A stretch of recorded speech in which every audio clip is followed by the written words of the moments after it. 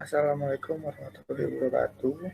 Di sini kita dari kelompok 2 ingin menjelaskan tentang implementasi strategi 2 yang mana ada saya Raffi, ada Devina, ada Dian Indriani, dan ada Nisa Firanda.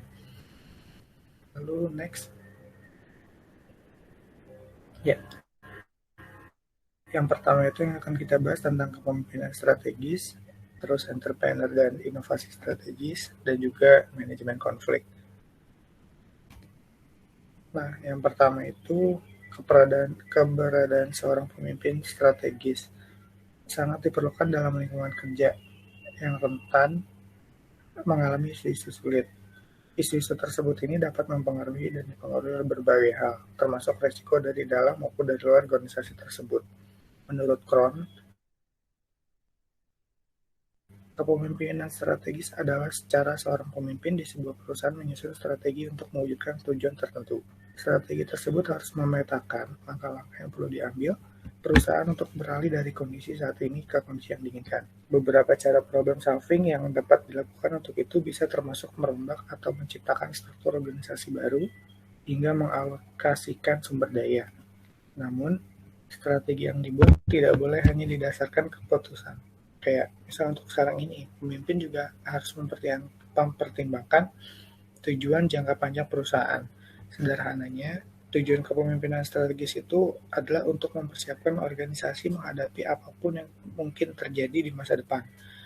Baik itu kayak resiko yang benar-benar baru ataupun tantangan dari masa lalu yang mungkin bisa aja nih nanti terjadi keulang kembali. Terus nextnya, penting bagi seorang pemimpin strategis memiliki problem solving skill yang mumpuni. Jadi kepemimpinan strategis itu punya ciri-ciri kepemimpinan ya, kayak antisipasi pikiran terbuka, banyak akal, membuat keputusan dengan cepat, keterampilan diplomasi, dan tidak takut gagal. Setiap proses pengambilan keputusan pun perlu dibuat berdasarkan pemahaman tentang berbagai peristiwa di masa lalu dan kemungkinan pada saat ini hingga pada masa depan. Selain itu, berikut adalah 6 kompetisi penting lainnya yang harus dimiliki seorang pemimpin strategis berdasarkan kompilasi dari Harvard Business Review yang tadi disebutin ya. Yang pertama itu antisipatif. Ya, maksudnya apa sih antisipatif? Antisipatif itu jadi pemimpin strategis harus senantiasa waspada dalam mengamati kondisi industri untuk bisa mendeteksi ancaman, tantangan, dan peluang yang ambigu di hadapan bisnis mereka. Pemimpin strategis juga selalu mengasah kemampuan mereka untuk mengantisipasi dan mencari tanda-tanda perubahan di lingkungan sekitar. Maka apabila kamu ada di posisi ini, kamu harus memiliki keterampilan untuk mengumpulkan informasi dari berbagai sumber, baik dalam maupun dari luar industri. Nah, kamu juga harus bisa memprediksikan gerakan dan reaksi kompetitor terhadap inisiatif, tren, ataupun brand new atau produk baru. Terus yang kedua itu adalah pikiran terbuka. Pikiran terbuka itu pemimpin strategis mampu untuk melihat sesuatu masalah dari banyak sudut pandang untuk memahami penyebab dasarnya. Nah, dalam melakukannya, mereka juga selalu mempertanyakan keadaan saat ini atau status quo. Nah, bahkan sampai pemikiran diri sendiri dan pendapat orang lain. Namun ini bukan berarti buruk. Mereka terkesannya skeptis karena ingin mencoba memahami gambaran besar dari akar masalah tersebut. Nah, dari sini barulah setelah mengulik dan mempertimbangkan banyak sisi, mereka itu akan mengambil tindakan tegas. Demi mencapai ini, seorang pemimpin membutuhkan kesabaran, keberanian, dan pikiran terbuka. Terus yang ketiga itu banyak akal. Setiap masalah pasti butuh solusi. Pemimpin strategis harus menghasilkan ide untuk itu dan menyajikannya. Namun, titik terang itu mungkin tidak langsung bisa terlihat. Maka ia harus menguji semua opsi dan skenario yang dimiliki untuk mendapatkan hasil terbaik. Meski begitu, bukan berarti dia memutuskannya dengan gegabah. Tapi pemimpin strategis ini nggak ragu untuk melibatkan orang lain demi mendapatkan wawasan baru, menghilangkan keraguan, dan menjajal semua kemungkinan sebelum menyimpulkan apapun. Ini adalah keterampilan utama yang harus dimiliki setiap leader dengan gaya kepemimpinan strategis. Terus yang selanjutnya itu ada membuat keputusan dengan cepat. Seorang pemimpin strategis harus mampu membuat keputusan yang sulit, sekalipun dengan cepat ketika dibutuhkan. Bahkan jika data yang ia miliki tidak cukup lengkap atau konkret. Dalam proses decision making, pemimpin di posisi strategis udah harus lebih dulu nih memperhitungkan segala manfaat, pengorbanan, dan juga risiko serta juga tujuan jangka pendek dan jangka panjangnya. Pemimpin strategis itu pada akhirnya juga harus memiliki keyakinan kuat terhadap keputusan akhir yang diambilnya. Lalu nextnya itu ada keterampilan diplomasi. Pemimpin strategis harus mahir dalam menemukan titik temu ketika mendiskusikan rencana kerja yang sudah diputuskan bersama stakeholder. Bukan cuma itu, pemimpin strategis juga mampu meyakinkan dan membangun kepercayaan di antara mereka untuk mencapai kesepakatan. Bahkan jika masing-masing stakeholder mungkin memiliki pandangan dan agenda yang berbeda. Terlebih lagi, pemimpin strategis juga harus mampu menghubungkan ide-ide mereka dengan nilai serta visi dan misi perusahaan. Nah, ini membutuhkan keterampilan diplomasi dan komunikasi yang proaktif. Yang terakhir itu ada poin di tidak takut gagal. Segala keputusan punya konsekuensinya masing-masing. Nah, kamu mungkin bisa memprediksikannya sejak awal, tapi bisa juga tidak. Itu hal yang wajar sih. Nggak semua harapan akan pasti terjadi dengan seperti yang dimau. Jangan pernah takut gagal jika kamu ada di posisi ini. Seorang pemimpin yang andal harus bisa menerima kegagalan, bahkan mengakui kegagalannya sejak dini. Namun mengakui kegagalan bukan berarti juga cepat menyerah.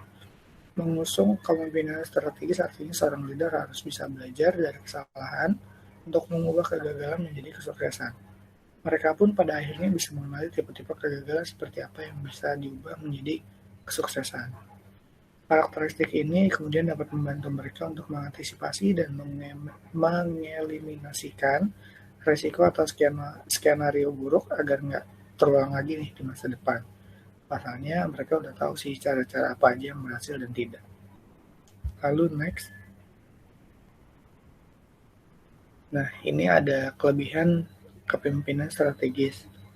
Yang pertama itu mendorong kepemimpinan strategis memberi pemimpin kerangka kerja untuk membimbing orang-orang di bawahnya untuk mencapai visi yang diinginkan.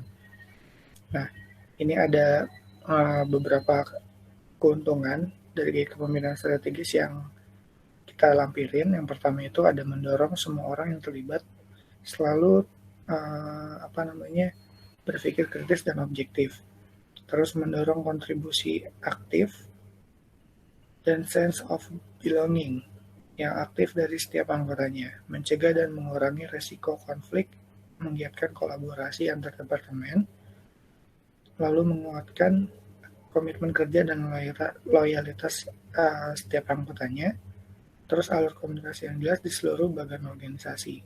Kalau misalnya ini udah dilakukan dengan baik dan memiliki tujuan yang jelas, manajemen strategis ini dapat menjamin kesuksesannya dalam jangka panjang.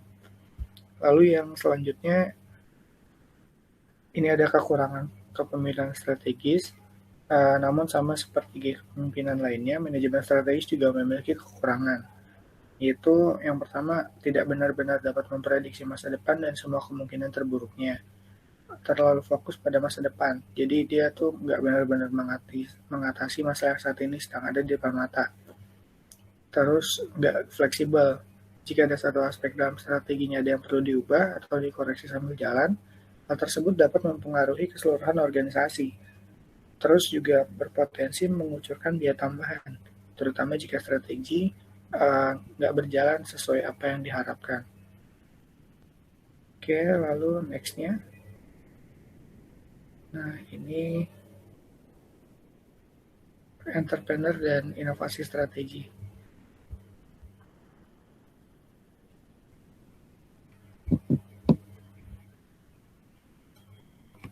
Yang akan dijelaskan oleh Devina. Oke, makasih Raffi. Untuk slide yang selanjutnya, itu saya bahas mengenai entrepreneur dan inovasi strategis. Apa sih entrepreneur itu? Dari yang sudah kita tahu, kewirausahaan atau entrepreneur adalah suatu proses penerapan kreativitas dan keinovasian dalam memecahkan persoalan dan menemukan peluang untuk memperbaiki kehidupan usaha. Sedangkan kalau inovasi strategis itu, kita kutip dari Suryana, itu mengenai inovasi sebagai kemampuan untuk menerapkan kreativitas dalam rangka memecahkan persoalan dan peluang untuk meningkatkan dan memperkaya kehidupan. Slide selanjutnya.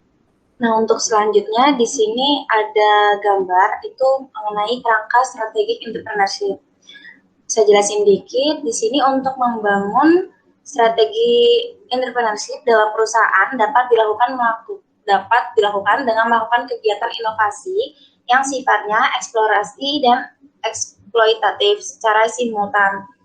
Inovasi eksplorasi adalah inovasi yang sifatnya menggali peluang-peluang baru di masa depan yang nantinya akan menjadi keunggulan kompetitif baru bagi perusahaan, seperti kegiatan R&D dalam menciptakan produk baru di masa depan.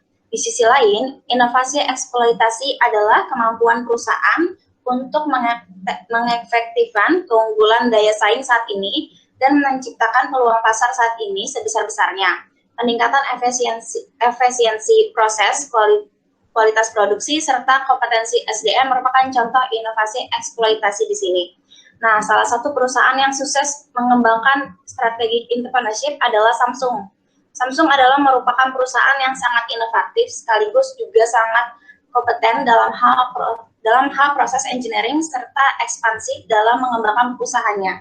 Namun, pada awalnya Samsung dikenal dengan perusahaan yang produknya kualitasnya rendah.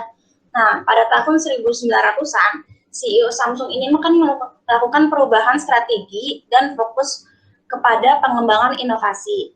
Samsung kemudian mengembangkan pusat inovasi seperti Value Innovation Program pada tahun 1989 dan menghasilkan produk-produk baru yang inovatif juga dan mampu menguasai market share serta global. Di sisi lain, Samsung juga memperkuat proses engineering, kualitas produksi, dan kompetensi SDM. Strategi ini berhasil membuat Samsung menjadi perusahaan besar dan menjadi top 10 most valuable brand di Indonesia. Perusahaan-perusahaan ini lain yang berhasil mengembangkan strategi entrepreneurship, yaitu contohnya selain Samsung itu ada Toyota, Canon, Astra, Ciputra, dan beberapa produk atau perusahaan besar lainnya. Nah, bagaimana sih dengan perusahaan properti dan real estate di Indonesia? Dari hasil penelitian tentang penerapan strategi entrepreneurship di perusahaan-perusahaan seperti di Indonesia, itu sekitar 56% perusahaan properti di Indonesia menerapkan strategi entrepreneurship, sementara sekitar 16,4% menjalankan hanya inovasi eksplorasi atau eksploitasi saja, dan sekitar 27,3% minim inovasinya. Dari segi kinerja, perusahaan-perusahaan yang menggunakan strategi entrepreneurship memperlihatkan kinerja yang lebih baik dibandingkan perusahaan yang melakukan salah satu inovasi aja nih. Sedangkan perusahaan yang minim inovasi memperlihatkan kinerja yang tidak bagus. Nah, untuk mengembangkan strategi entrepreneurship di perusahaan perlu memperhatikan perkembangan situasi lingkungan eksternal, apalagi yang semakin dinamis, dan kondisi bukannya itu teknologi, digitalisasi, serta pandemi COVID ini yang mempengaruhi perilaku konsumen di masa yang akan datang nantinya. Nah, untuk slide selanjutnya di sini memperlihatkan kerangka membangun strategi entrepreneurship di perusahaan real estate dengan menggunakan proses value chain dan mengembangkan ke dalam kegiatan inovasi, eksploitasi, dan eksplorasi. Strategik SE akan dapat berjalan dengan efektif apabila didukung oleh kepemimpinan entrepreneurial serta budaya dan mindset entrepreneurial. Nah, di sini kita lihat juga ada dua bagian yang tadi saya jelaskan sebelumnya, ada inovasi eksploitasi di sebelah kiri dan ada inovasi eksplorasi di sebelah kanan. Untuk yang saat ini itu biasanya kita sebutkan dengan inovasi eksploitasi, di mana mencakup untuk meningkatkan visi. Terus yang kedua ada excellent customer service. Yang ketiga ada desain bangunan yang inovatif. Yang keempat ada menjalankan SOP untuk meningkatkan efisiensi budget. Yang kelima ada meningkatkan kompetensi SDM. Sedangkan untuk di masa depan atau kita sebut dengan inovasi eksplorasi itu mencakup akuisisi land bank baru secara rutin, peluncuran proyek baru. Yang ketiga ada R&D kebutuhan konsumen di masa depan. Yang keempat ada transformasi digital untuk meningkatkan pelayanan dan pengalaman konsumen. Nah, dari tengah-tengah inovasi eksploitasi dan eksplorasi itu kita sebut dengan value chain real estate, yang dimana prosesnya sendiri ada beberapa. Yang paling atas itu kita lihat ada land bank, yang selanjutnya di bawahnya itu ada desain dan legal, yang ketiga di bawahnya ada konstruksi, yang keempat di bawahnya ada sales dan promosi, dan yang kelima yang terakhir itu ada estate management. Dan untuk selanjutnya ini ada pembahasan mengenai manajemen konflik yang akan dibahas oleh Kadian, silakan. Terima kasih kepada Devina sebelumnya aku mau menyimpulkan nih untuk penjelasan yang tadi udah dijelasin sama Devina, yaitu tentang entrepreneurship dan inovasi. Jadi kewirausahaan atau entrepreneurship dan inovasi ini perusahaan berkaitan sebagai pembangkit atau energi pelaksanaan strategi, di mana seperti pengertian keduanya yang tadi udah dijelasin sama Devina, tentu dalam usaha atau melakukan kegiatan perusahaan akan erat hubungannya dengan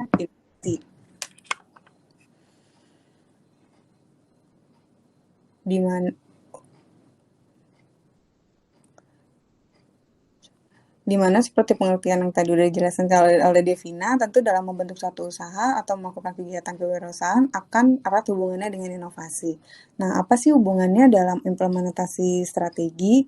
Nah, implementasi strategi ketika kita menjalankan strategi yang telah kita rencanakan dalam implementasi kita berorientasi terhadap competitive advantage atau keunggulan yang kompetitif. Kita harus menciptakan daya bersaing yang tinggi dengan cara apa? Ya, kita harus berinovasi. Lihat perusahaan-perusahaan besar yang merintis dari bawah yang bermodalkan inovasi seperti Tesla, Apple, dan banyak perusahaan-perusahaan lainnya, gitu ya. Untuk selanjutnya yang akan dibahas yaitu tentang manajemen. Sebuah bisnis memang sangat rawan, mengingat persaingan bisnis yang amat ketat menjadikan konflik tak dapat dihindari. Tetapi konflik dapat diatasi dengan baik jika ada yang mengatur atau istilah lainnya ada manajemen yang mengatur. Dalam dunia bisnis sering disebut dengan manajemen konflik. Manajemen adalah pengelolaan untuk mengatur sebuah organisasi atau sekelompok orang untuk mencapai tujuan organisasi, sedangkan konflik adalah proses dua orang atau lebih yang melakukan tindakan untuk menyingkirkan orang lain. Jadi, manajemen konflik adalah sebuah pendekatan yang dilakukan serta diarahkan untuk komunikasi dengan pelaku konflik, yang mana pelaku konflik dapat mempengaruhi kepentingan bersama atau organisasi. Sedangkan menurut ahli yaitu Howard Ross, manajemen konflik adalah langkah yang diambil pihak ketiga dengan tujuan mengarahkan konflik ke hasil tertentu yang mungkin atau tidak menghasilkan hasil akhir berupa penyelesaian konflik atau mungkin atau tidak menghasilkan ketenangan atau hasil mufakat. Selanjutnya saya akan membahas tentang tipe manajemen konflik yang harus kita ketahui. Di sini dalam manajemen konflik ada beberapa tipe yang digunakan untuk menyelesaikan konflik yang ada. Ada 6 macam tipe manajemen konflik, yaitu yang pertama, accommodating. Accommodating itu merupakan usaha yang dilakukan dengan cara mengumpulkan berbagai pendapat pihak yang terlibat konflik. Nah, nantinya akan digunakan untuk musyawarah atau menyelesaikan konflik tersebut, namun tetap mementingkan kepentingan dari salah satu pihak. Hal ini dapat merugikan salah satu pihak yang berkonflik. Yang kedua, ada avoiding. Avoiding adalah sebuah upaya untuk menghindari sebuah konflik agar tidak terlibat di dalamnya.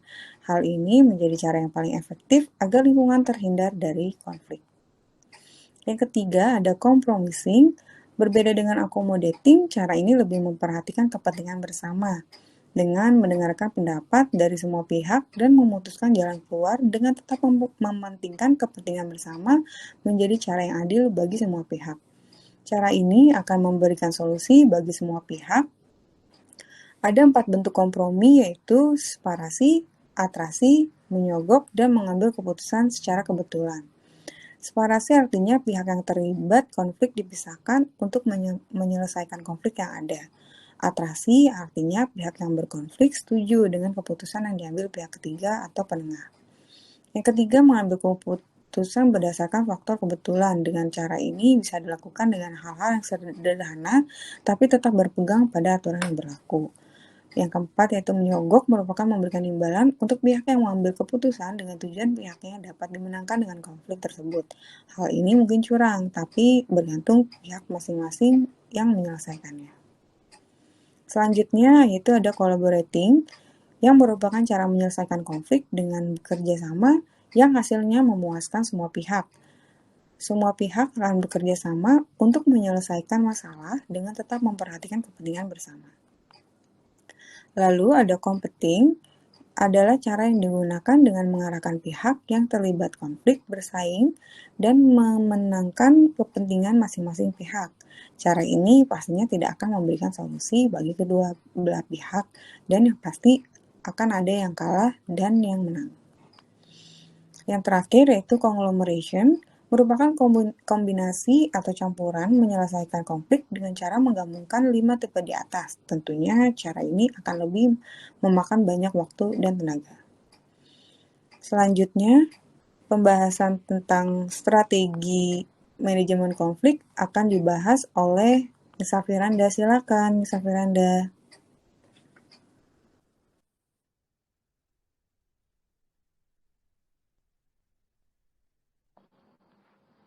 Nah, baik. Makasih Kak Dian. Saya akan membahas tentang strategi manajemen konflik. Nah, selain cara menyelesaikan konflik yang ada, Anda juga harus memperhatikan awal mula terjadinya konflik tersebut. Kita harus mempelajari agar tidak salah langkah dalam mengambil keputusan untuk menyelesaikan konflik. Ada beberapa strategi yang dapat digunakan untuk mengenali konflik yang terjadi. 1. Pengenalan, di mana sebelum masuk lebih dalam ke konflik yang sedang terjadi, terlebih dahulu Anda harus tahu akar atau awal mula konflik terjadi dan juga harus tahu keadaan seketika. Seketika konflik belum dan sedang terjadi. Dengan melakukan ini, Anda akan memperoleh informasi yang terjadinya konflik. Terus, 2. Diagnosa. Jika sudah mendapatkan informasi yang ingin diperoleh, seperti siapa saja yang berkonflik atau konflik yang dipermasalahkan apa, awal mula terjadinya konflik, langkah selanjutnya adalah memikirkan solusi yang tepat untuk menyelesaikan konflik tersebut. Nah, yang ketiga, menyepakati solusi. Jika sudah memikirkan solusi yang tepat, langkah berikutnya adalah menyepakati solusi yang dirasa paling tepat untuk mengakhiri konflik. Sebaiknya solusi digunakan untuk tidak berat sebelah dan juga harus ada pihak penengah. Yang keempat, pelaksanaan, di mana setelah solusi disepakati bersama, maka langkah selanjutnya adalah semua pihak harus melaksanakan serta menerima solusi yang telah disepakati. Kesepakatan yang telah diambil sebaiknya tidak merugikan salah satu pihak dan tidak menimbulkan konflik lagi ke depannya. Yang kelima, evaluasi. Setelah konflik selesai, lakukanlah evaluasi bersama-sama. Musyawarahkan hal-hal yang bisa menghindari konflik lagi ke depannya. Evaluasi ini bertujuan untuk tidak mengulangi kesalahan atau konflik yang pernah terjadi. Oke, kita masuk ke fungsi manajemen konflik.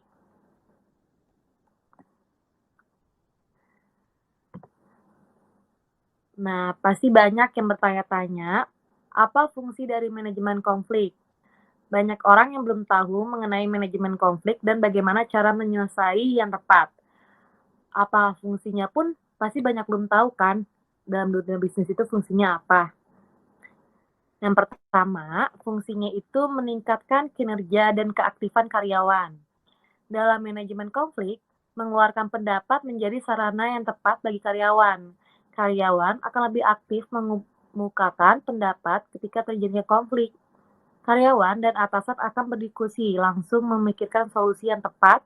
Dengan begitu, atasan dapat melihat serta meningkatkan kinerja dan keaktifan para karyawan.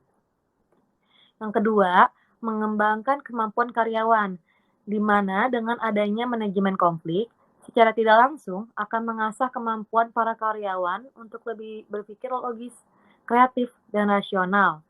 Karyawan akan ikut memikirkan bagaimana menyelesaikan konflik yang sedang terjadi.